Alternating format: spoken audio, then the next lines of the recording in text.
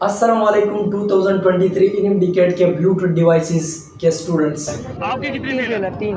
आपके कितने फेल है? सब मेरे 4 फेल है।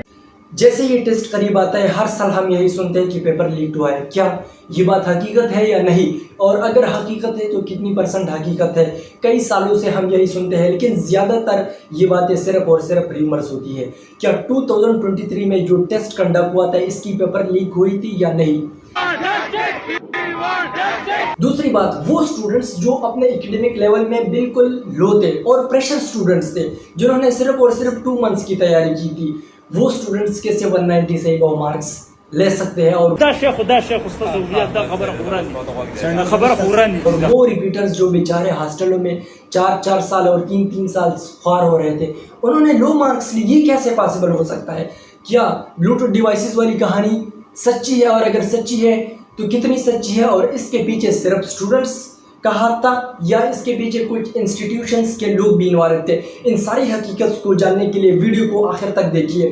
कहानी कुछ यूँ स्टार्ट होती है कि पीएमडीसी वालों ने कहा कि हम टेस्ट कंडक्ट करते हैं, टेस्ट हम प्योर और शफाफ तरीके से कंडक्ट करेंगे, पूरी कंट्री में सिर्फ और सिर्फ एक टेस्ट कंडक्ट होगा। सबसे अहमकाना बात तो ये है, सिलेबस सेम है, टैक्स सबके डिफरेंट है, सब लोगों के टैक्स डिफरेंट है। सिंध का अलग टैक्स है, पैटर्न का अलग है, पंजाब का अलग टैक्स है, केपीके का अलग है, और टेस्ट एक कंडक्ट किए जाते हैं। सबसे पहले आप लोगों ने, अगर पीएमडीसी चाहती है कि वो शफाफ तरीके से कर ले, तो सबसे पहले आप लोगों ने क्या करना है, टैक्स को सिमिलर करना है, फिर उसके बाद आप बेशक एक टेस्ट को कंडक्ट करें। सबसे पहली बात ये बात तो पीएमसी की थी। पीएमडीसी आ गई, उन्होंने कहा कि टेस्ट को प्रोविंशियल लेवल पे कंडक्ट किया जाएगा ताकि मजीद भी शफाफ रहे।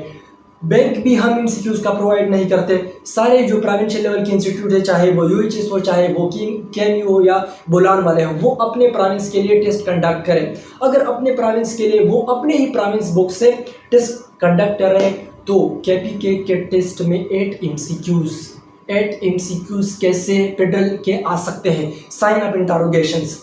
वो स्टूडेंट्स जो एवरेज थे, वो कैसे 190 से आगे मार्क्स हासिल कर सकते हैं? Sign up interrogation. Bluetooth devices वाले students, again sign up interrogation. कहानी कुछ यूँ स्टार्ट होती है कि ईटा, सबसे पहले ईटा का नाम सुनते हुए भी बंदे पे ट्रेमर्स आ जाती कि यार ये कितना मुश्किल टेस्ट होगा। और केएमयू ईटा वाले जो प्रोफेसर्स होते थे, वो अपने बीवी और बच्चों को अपने मामू के घर भेजते थे, अपने फादर के घर भेजते थे, ताकि कोई भी चांस ना हो कि पेपर लीक हो जाए। कुछ सालों पहले 2018 में जाते हैं, 2018 में देखते हैं कि 2018 में केएमसी का क्या था लास्ट एग्रीगेट, 76 एग्रीगेट पे बंदा सेलेक्ट हुआ था। पिछले ईयर्स कितने पे? 90 और 91 पे प्रीवियस। और 2018 में कई साल, सिर्फ और सिर्फ 5 साल पहले 76 पे। क्या ये स्टूडेंट्स इतने जीनियस हो गए हैं, या आजकल की जनरेशन के स्टूडेंट्स उन स्टूडेंट्स से ज़्यादा पढ़ते हैं, मोबाइल जनरेशन वाले स्टूडेंट्स? चलो, सिर्फ ये नहीं, 76 जो स्टॉपिंग मेरिट लिस्ट था एमबीबीएस का, वो था 71 पे। चलो ये छोड़ ले 2018 की बात। 2018 में चलो टेस्ट डिफिकल्ट था। 2019 और 2020 में 89 पे केएमसी का था, और लास्ट जो बंदा था वो 85 पे सेलेक्ट हो गया एमबीबीएस में। स्टिल इतना हाई स्कोर नहीं था। 89 पे एमबीबीएस का स्टूडेंट्स रहा नहीं था। 178 और 179 वाले स्टूडेंट्स का सिलेक्शन हो गया था। चलो चलते हैं, इस पे नहीं स्टॉप होते। 2021 से 2022 पे आते हैं, देखते हैं कि कितने मार्क्स लोगों ने ली है और सिलेक्शन कितना हुआ है। कहानी कुछ यूँ है कि स्टूडेंट्स जिन्होंने 2021-2022 का टेस्ट दिया था, वो तो 90 पे स्टार्ट हुआ था, लेकिन 86 पे फिर भी स्टॉप हुआ था। एक साल पहले पीएमसी वालों ने क्या कर दिया? एक साल पहले पीएमसी वालों ने टेस्ट कंडक्ट कर दिया और टेस्ट इंतहाई इजी बना दिया। 91 पे केएमसी का स्टार्ट हो गया था, और 88 पॉइंट समथिंग मींस 89 पे मेरिट स्टॉप हो गया था एमबीबीएस वालों का और बीडीएस वालों का। क्यों हर साल मार्क्स इंक्रीज हो रहे हैं? क्यों हर साल एपीसी की वैल्यू इंक्रीज हो रही है? इसके पीछे लॉजिक क्या है? हमारे दौर में या हमसे पहले जो स्टूडेंट्स होते थे, वहाँ पे बमुश्किल 1000 के मार्क्स बोर्ड में लिए जाते थे, जिसकी वजह से मेनली जो काउंट होते थे वो टेस्ट के मार्क्स काउंट होते थे। और टेस्ट कैसा होता? टेस्ट बिल्कुल टफ टेस्ट वो बना देते, उसमें से 800 में से किसी के 500 मार्क्स आ जाते, मीन्स 110 एमसीक्यूज और 120 एमसीक्यूज किसी के ठीक होते तो उनका सिलेक्शन हो जाता। अब क्यों 178 और 175 वाले एमसीक्यूज करेक्ट करने वालों का सिलेक्शन क्यों नहीं होता? इसके बैकग्राउंड रीज़न क्या है? इसकी बैकग्राउंड रीज़न ये है कि जब 800 मार्क्स ख़त्म हो गए, जब टेस्ट आसान हो जाएगा तो एपीसी की वैल्यू बढ़ जाएगी, एपीसी की वैल्यू बढ़ जाएगी और टेस्ट की वैल्यू ख़त्म हो जाएगी। इसके पीछे कौन है? इसके पीछे भी चंद एक इंस्टीट्यूट है जिसका नाम मैं अभी यहाँ वीडियो में जिक्र नहीं करता। अच्छा, जो पेपर लीक हुआ था उसमें किसका हाथ था? डॉक्टर जियाउल हक, जेमसाइड ग्रेजुएटेड VCKMU, उन्होंने अपने अकाउंट से ट्वीट की थी, उन्होंने पोस्ट की थी कि मोर देन 90 करप्टेड स्टूडेंट्स, और उन्होंने ये भी बताया कि वी लव योर प्लान्स। अच्छा, आपको अगर पता है कि उनके प्लान्स क्या थे तो आपको ये भी पता होगा कि ये लोग कौन थे। ये आपके इंस्टीट्यूशन के लोग थे या ये कोई और स्टूडेंट्स थे?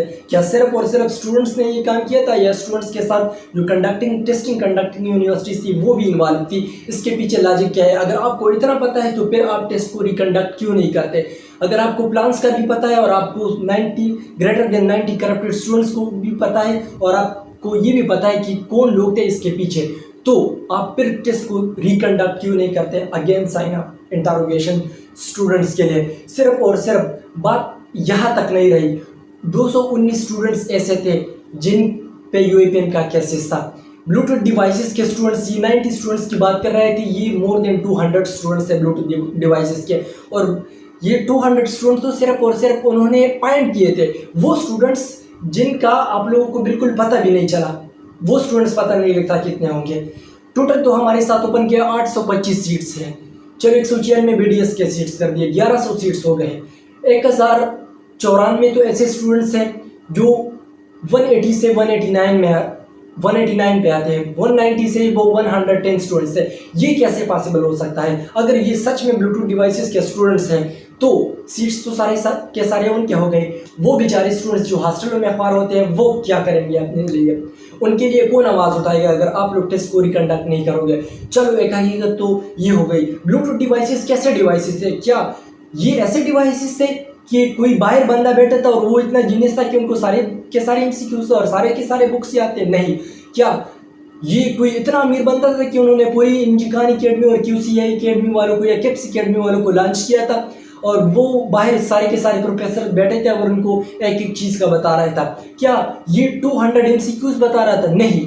ये ब्लूटूथ डिवाइसेस कुछ यूँ थे कि इसमें सिर्फ और सिर्फ ये बंदा जो यहाँ पे टेस्ट दे रहा है, स्टूडेंट्स, ये बोल नहीं रहा था। बाहर कोई बंदा बैठा है, उसके साथ पेपर है और पेपर मुकम्मल साल पेपर है, वो पेपर बता रहे हैं और ये MCQs को पॉइंट करके यहाँ पे सॉल्व कर रहा है। ये थी ब्लूटूथ डिवाइसेस की हकीकत।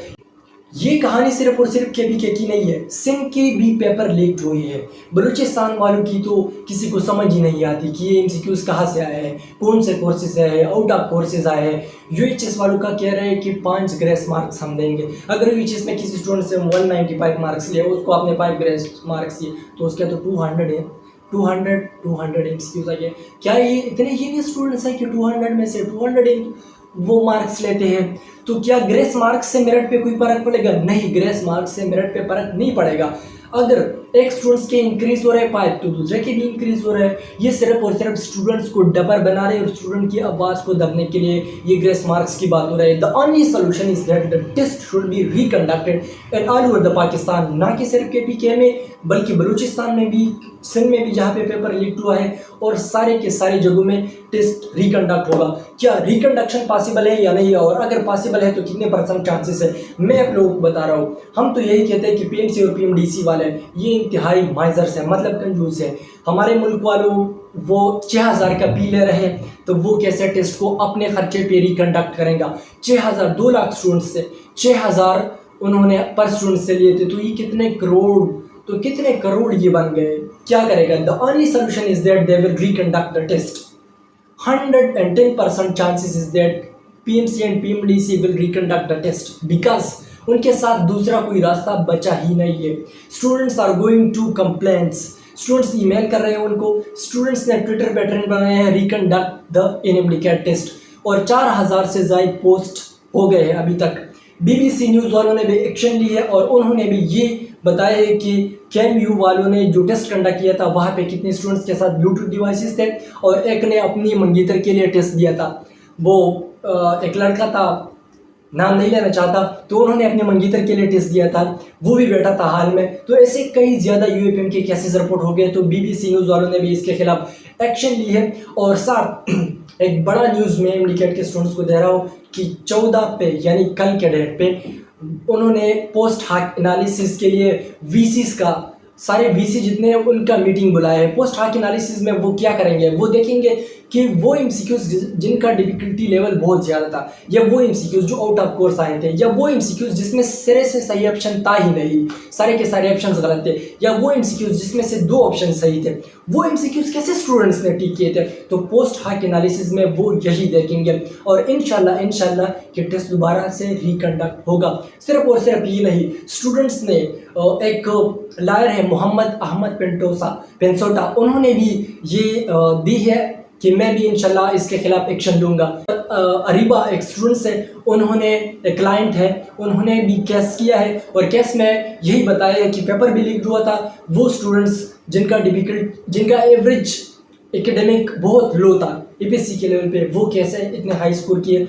और इंशाल्लाह ताला उम्मीद यही की जाती है करंट कंडीशन को देख के कि टेस्ट दोबारा से रिकंडक्ट होगा। सिर्फ और सिर्फ केएमयू वालों का नहीं बल्कि ऑल ओवर द पाकिस्तान जितने भी स्टूडेंट्स हैं उनके लिए ये बड़े खुशखबरी है कि टेस्ट दोबारा से रिकंडक्ट होगा। और क्या इससे पहले का ही टेस्ट रिकंडक्ट हुआ है? हाँ, 2018 में केएमयू वालों ने यानी ईटा की पेपर लीक हुई थी, तो उन्होंने दोबारा से पेपर बनाए और दोबारा से टेस्ट रिकंडक्ट किया था।